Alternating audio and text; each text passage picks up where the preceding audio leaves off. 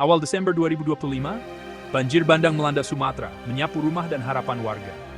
Namun, yang paling mengejutkan, ribuan gelondongan kayu raksasa ikut hanyut menghantam apa saja di jalurnya. Video amatir warga viral di media sosial memicu kemarahan dan pertanyaan publik. Dari Tapanuli Selatan hingga pesisir Padang, tumpukan kayu ini jadi bukti masalah serius di hulu sungai. Warganet menduga, ini bukan bencana alam biasa, ada kejahatan lingkungan di baliknya. Bagaimana mungkin kayu sebanyak itu terbawa arus tanpa penebangan besar-besaran? Fenomena ini langsung jadi perhatian nasional, bahkan sampai ke Senayan. Para anggota Dewan sadar, ini puncak gunung es masalah lingkungan yang lama diabaikan. Kementerian terkait mencoba meredam spekulasi, menyebut kayu berasal dari lahan perorangan atau perusahaan. Tapi publik tak puas. Pengawasan pemerintah dipertanyakan. Tragedi ini membuka mata ekosistem kita rapuh. Dua hutan harus jadi prioritas nyati. Publik curiga, gelondongan kayu itu hasil pembalakan liar. Illegal logging sudah lama menggerogoti hutan Sumatera, merusak benteng alami penahan bencana. Pohon-pohon besar ditebang, tanah kehilangan daya serap air, banjir bandang pun tak terhindarkan. Ukuran dan jumlah kayu yang hanyut menandakan operasi penebangan skala industri, bukan sekadar kebutuhan warga. Para ahli menegaskan, kerusakan hulu sungai pasti berdampak bencana di hilir. Mafia kayu meraup untung, masyarakat menanggung kerugian, kehilangan air bersih, lahan rusak, dan ancaman bencana. Kehilangan air bersih, lahan rusak, dan ancaman bencana. Kayu-kayu di halaman rumah warga jadi simbol ketidakadilan dan eksploitasi brutal. Hutan bukan sekadar pohon, tapi penyangga kehidupan yang vital. Ketika fungsi hutan dirusak, alam membalas dengan banjir dan longsor. Peringatan keras bagi kita semua. Tragedi ini memicu reaksi keras di parlemen. Johan Rosihan, anggota Komisi VIA DPR RI, menegaskan, ini bukan sekadar bencana alam, tapi bukti lemahnya pengawasan hutan.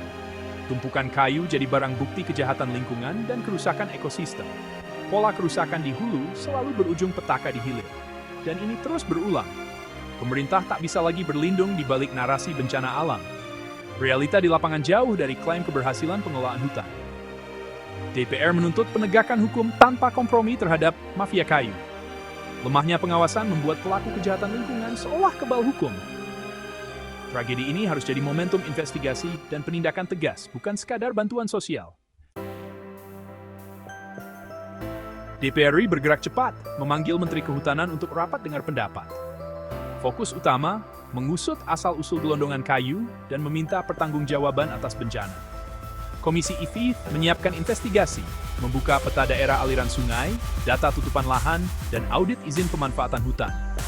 Audit menyeluruh diperlukan untuk mengungkap pelanggaran dan penyalahgunaan izin. Johan Rosihan menuntut penindakan tegas terhadap pelaku illegal logging, termasuk mafia kayu. DPR juga mendorong rehabilitasi hutan dan revisi tata kelola kehutanan.